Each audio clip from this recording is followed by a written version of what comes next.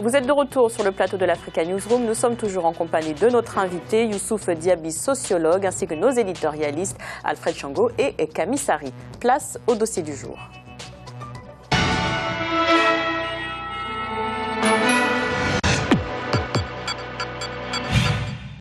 L'apport des Maliens de la diaspora dépasse de loin le montant de l'aide publique au développement, mais au-delà de l'apport financier. La diaspora dispose de ressources humaines de qualité utiles au développement du Mali.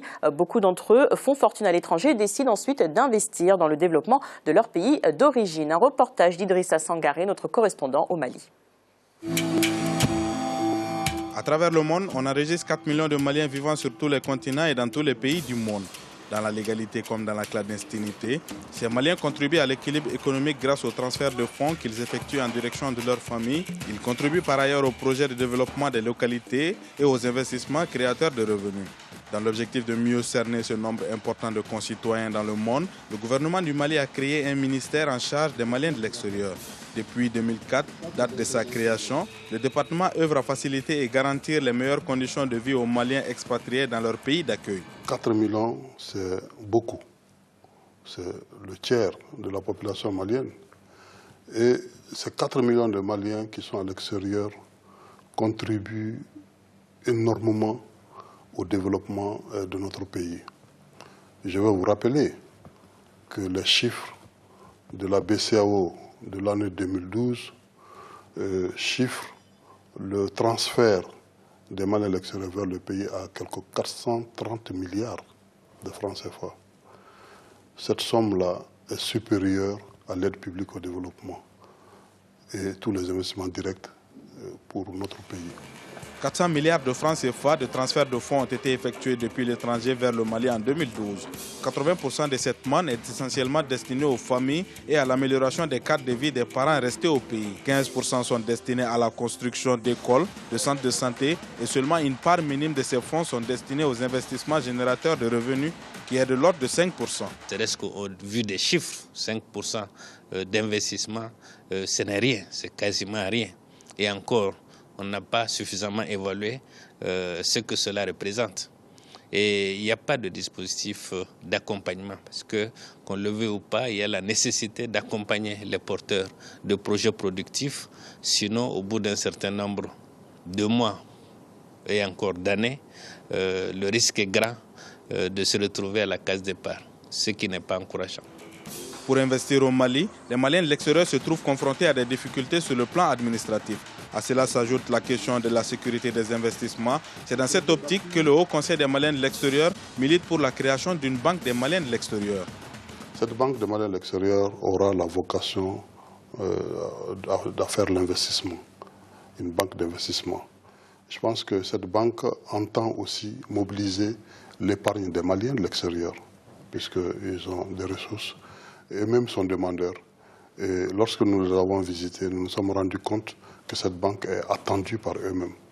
Vous savez, il y a des projets d'envergure qui sont chiffrés à coups de milliards que les Maliens de l'extérieur portent sur eux. Mais ces projets sont toujours confrontés à des financements sur place. Nous n'avons pas des banques qui puissent les prêter de l'argent à hauteur de 10 milliards, 20 milliards. En attendant la mise en place d'une institution financière qui permettra aux Maliens de l'extérieur de sécuriser leur épargne, des jeunes, notamment ceux de la deuxième génération, optent pour l'entrepreneuriat dans leur pays d'origine. Afin de contribuer à la création d'emplois, ils font ainsi bénéficier le pays de leur expertise.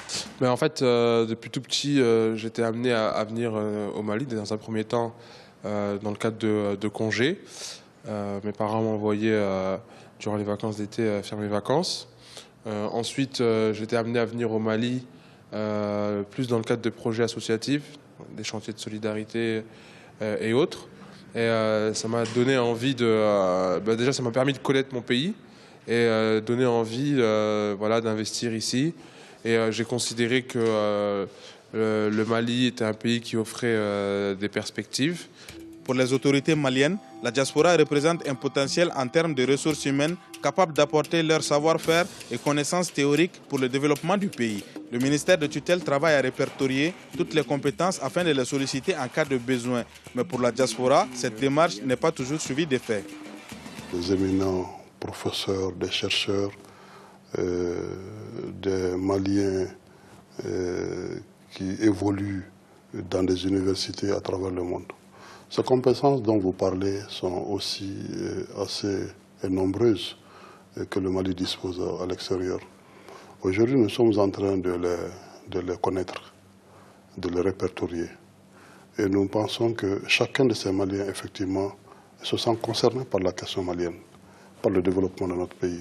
Ils se disent tous disponibles, tous prêts à apporter au Mali toutes leurs compétences.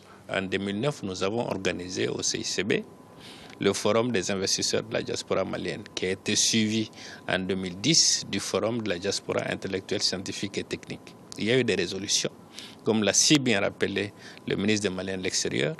Les résolutions, les recommandations ont été transmises au Premier ministre et à la date d'aujourd'hui, nous n'avons pas du tout de réponse concrète par rapport à la prise en charge de ces recommandations.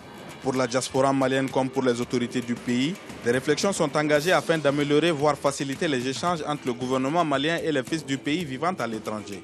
Les études de faisabilité en vue de la création de la Banque malienne de l'extérieur sera bientôt lancée. Une banque qui est perçue par les deux parties comme un moteur de développement du pays par les fils à travers le financement de projets novateurs, de création d'entreprises et de la réduction du chômage, principale cause de l'immigration clandestine.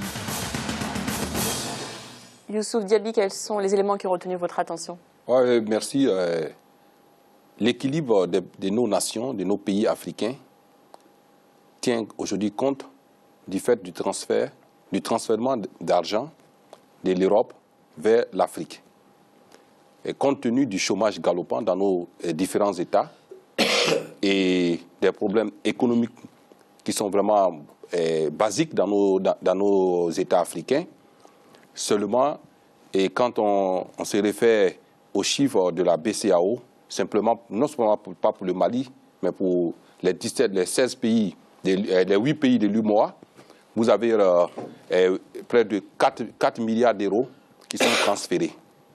Alors, quand on reprend le Nigeria, le Ghana, qui ont leur monnaie propre avec la Guinée, et donc pour l'Afrique de l'Ouest, tout simplement, nous avons fait des études, donc vous avez près de 8 milliards d'euros qui sont transférés de l'Europe, c'est-à-dire de toute l'Europe, des États-Unis, vers le Nigeria, la Côte d'Ivoire, le Mali.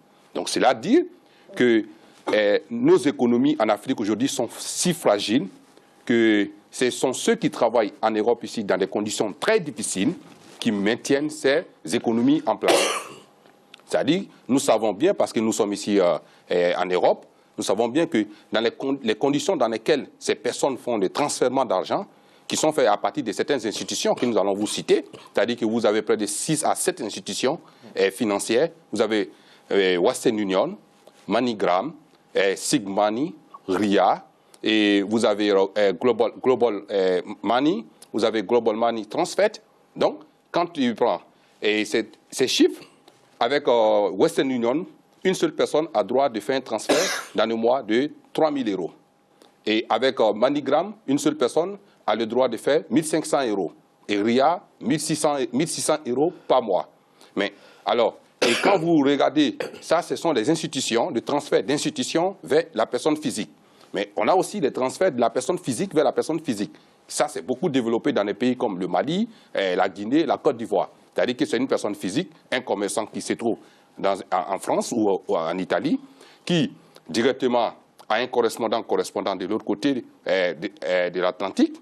Et donc ça, c'est les personnes physiques entre personnes physiques. Poursuivons ce tour de table avant de revenir vers vous. Alfred, comment jugez-vous le rôle de la diaspora pour le développement du continent après l'analyse de notre invité? Alors, il y a Vous parlez aussi d'un rôle capital. Mais absolument. Il y a quelques années, je crois l'Union africaine avait déclaré la diaspora comme la énième province, sixième province d'Afrique. Donc ça voudrait dire effectivement qu'il y a la prise en compte de cette richesse qui est à la fois humaine, intellectuelle et puis sociale et économique.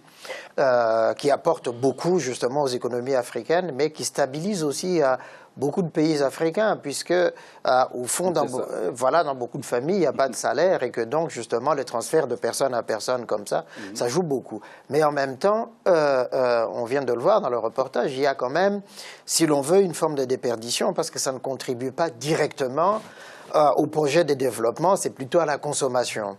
Or, la demande de la création d'une banque, là, pour le coût d'investissement des Maliens de l'étranger, vient, comme dans la plupart des pays africains, il y a cette demande-là qui existe, justement, de créer une banque spéciale, justement, pour la diaspora, qui permettrait non plus de faire des transferts directement vers les familles, mais vers des projets d'investissement qui faciliteraient le financement de ce projet sur le terrain. Ça, c'est quelque chose de très intéressant, puisqu'il n'y a pas de banque, si vous voulez, d'investissement des États ou qui sont très faiblement existantes qui pourraient financer justement. Et puis on a souvent évoqué ici la question du guichet unique pour faciliter les démarches, parce qu'on l'a dit, il y a des questions administratives qui se posent pour obtenir les papiers, les statuts, les patentes pour ouvrir.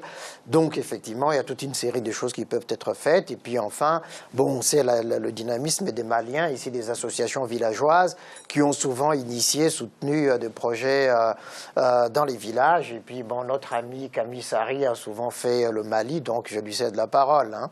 Parce qu'il boude d'impatience, là, je le vois. Oui, non, mais parce que j'ai une expérience, enfin, c'est pas la mienne, c'est une expérience collective qui a été réalisée par la ville de Montreuil depuis pas mal de temps, et grâce aux élus de Montreuil. Je rappelle qu'on qualifie Montreuil.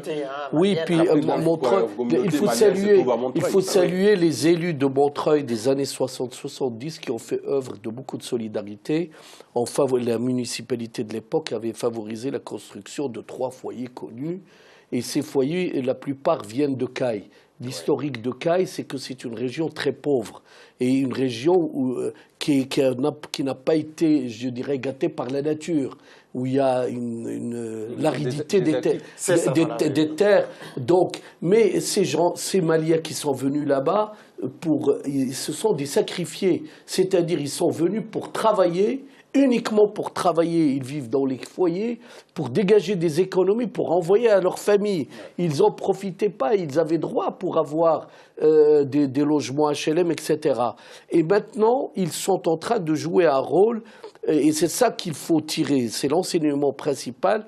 Dans le cadre d'un jumelage avec Yalimane, dans cette région-là, d'où sont originaires ces Maliens, il y a eu un gros projet qui s'appelle PADI, c'est de développer le riz, l'agriculture. On a fait venir des Vietnamiens avec financement de la FAO, etc., la contribution des Maliens, etc. Pourquoi je dis ça? Je me souviens, on a été reçu par le président Alpha Konaré avec l'ancien maire de Montreuil. Il nous a dit « les Maliens ne travaillent pas ».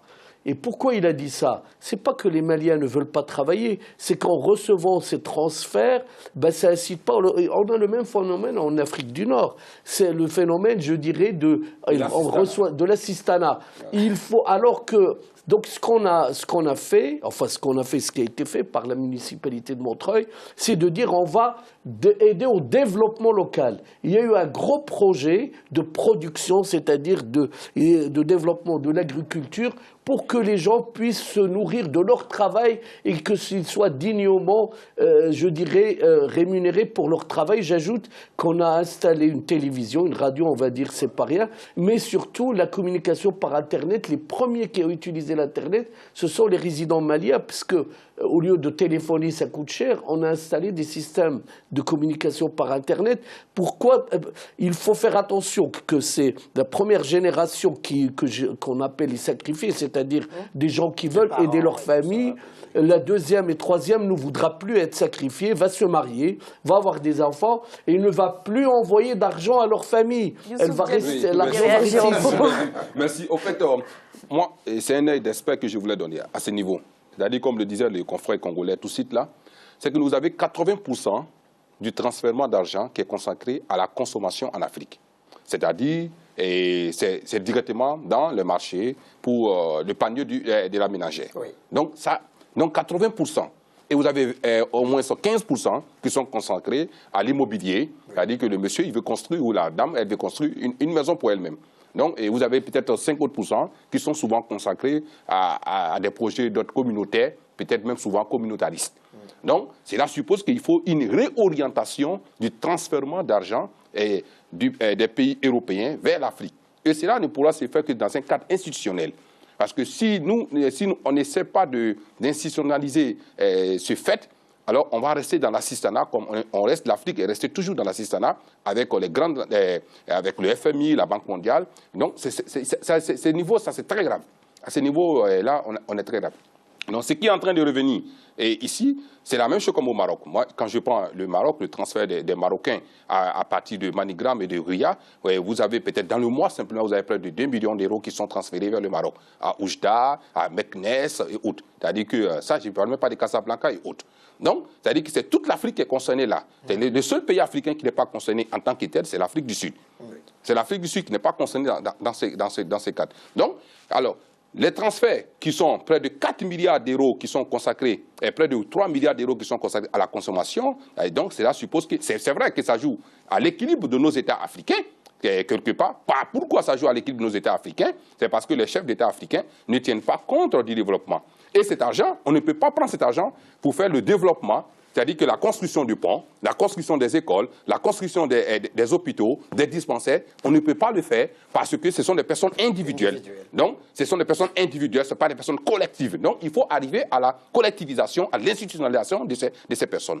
Voilà, et en ce moment, le transfert sera important et sera utile pour l'Afrique et les Africains. Par rapport au transfert, il faut savoir que le seul pays qui a développé un réseau bancaire à l'étranger, je parle des pays africains, c'est le Maroc. Il y avait même dans les années 60, dans les consulats, la BCE, la Banque marocaine. Il y a énormément de banques.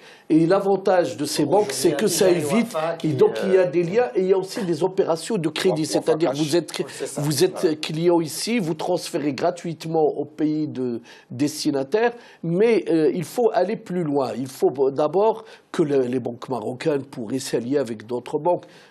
J'ai proposé ça à la Tunisie, par exemple, et que ces banques deviennent aussi des acteurs pour accompagner des projets sur place. Parce qu'effectivement, les transferts doivent rester dans le domaine de l'aide sociale, la santé, l'éducation, etc., parce que les familles...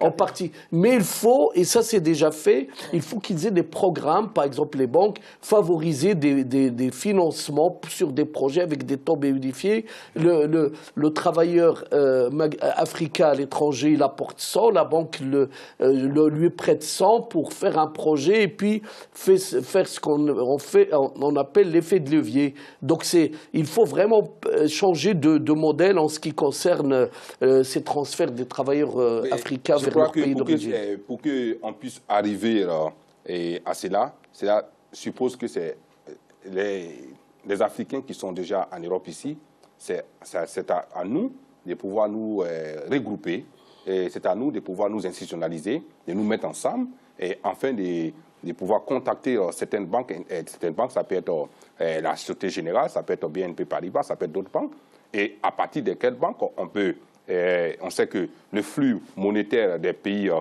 maliens, des populations maliennes vers le Mali, par mois, qui peut faire 2 millions d'euros, si tous ces 2 millions d'euros sont déjà une caution dans cette banque, cela pourra permettre dans chaque localité malienne de pouvoir faire des développements. Là où je vous rejoins, juste un petit mot, mais vraiment, je ne serai pas là, là où je vous rejoins, ici nous fonctionnons par pays, par communauté. Il faut qu'on casse ça, il faut qu'il y ait des associations interafricaine. Et ça, je le dis toujours, que ce soit pour l'Afrique du Nord ou pour toute l'Afrique, il faut nous sommes à Paris, nous pouvons nous rencontrer, ou à Toulouse, ou n'importe, et des associations congolaises ou tunisiennes, algériennes, tout ce qu'on veut, se rencontrer sur des projets, parce que les marchés où on va exporter, où on va travailler, où on va investir, c'est un marché global. Mais on oublie une autre facette aussi, c'est-à-dire quand ce transfert, il est aussi utile pour l'Europe. Ce n'est pas simplement ce transfert qui est important pour les Africains. C'est-à-dire quand tu envoies 1 000 euros au Maroc, alors tu dois payer à l'institution en place, Western Union, près de 97 euros. Et les 97 euros, vous avez 50 euros qui vont à la Banque de France, vous avez 30 euros qui vont avec l'institution, et vous avez près de 6 euros qui revient à la personne qui est habilitée à faire accréditer. Donc, c'est aussi en même temps un apport aussi pour l'Europe et pour les pays européens. Donc ce n'est pas simplement un apport. C'est là où je voulais en venir. Disons effectivement, il manque une politique générale, j'allais dire une économie politique justement de ces transferts de fonds en Europe. Et pourquoi est-ce qu'il y a seulement quelques groupes qui cristallisent tous ces échanges? Parce qu'effectivement c'est un marché qui est juteux. Juteux pour eux, mais vous venez de le rappeler, Diaby. Donc, en termes de commissions qu'ils touchent. Et du coup, s'il y a une banque effectivement qui est créée, qui assure justement ces transferts à travers tous les pays africains, ben oui, tout à fait. À ce moment-là, on éviterait justement ces frais-là, ces déperditions. Et puis, parce qu'effectivement, quand vous envoyez 100 euros et que vous devez payer 4,90, vous devrez payer 4,90. C'est quand même beaucoup pour celui qui fait ce transfert. Et comme le disait le forêt, c'est-à-dire que quand vous envoyez 100 euros, si nous avons une banque ici, une banque des Africains, pour pouvoir faire la retenue des commissions pour le développement de l'Afrique. Et ça peut commencer par là. C'est-à-dire que nous avons choisi, nous les Africains, ensemble, que nous avons la retenue des commissions pour le développement de l'Afrique. Quand j'envoie 100 euros, il y a 4,90 que je dois payer comme commission. Alors nous demandons tout simplement à cette banque de retenir 1 euro sur chaque transfert vers l'Afrique, et c'est 1 euro à la fin de l'année. Qui vont peut-être arriver à 1 million d'euros, 2 millions d'euros, qui peuvent faire des projets de développement dans un pays africain ou dans des pays africains. Merci messieurs. Voici le rappel des titres évoqués un peu plus tôt dans cette émission. En Égypte, la présidentielle ne comptera que 2 candidats, le maréchal Abdel Fattah al-Sisi et le leader de gauche, Hamdine Sabahi. Pour que leur dossier soit validé, les 2 hommes devaient chacun réunir 25 000 signatures d'électeurs. Le premier en a remis 200 000 à la commission électorale et le second 30 000. Et puis le gouvernement congolais a annoncé l'amnistie d'une 50aine de personnes, dont René Abandi, chef de la délégation du M23 en Ouganda. Cet acte s'inscrit dans le cadre de la mise en œuvre des conclusions des pourparlers de Kampala, un processus important pour un retour de la paix au Nord Kivu, en République démocratique du Congo. L'Africa Newsroom continue après la pause à suivre notre volet économique. A tout de suite.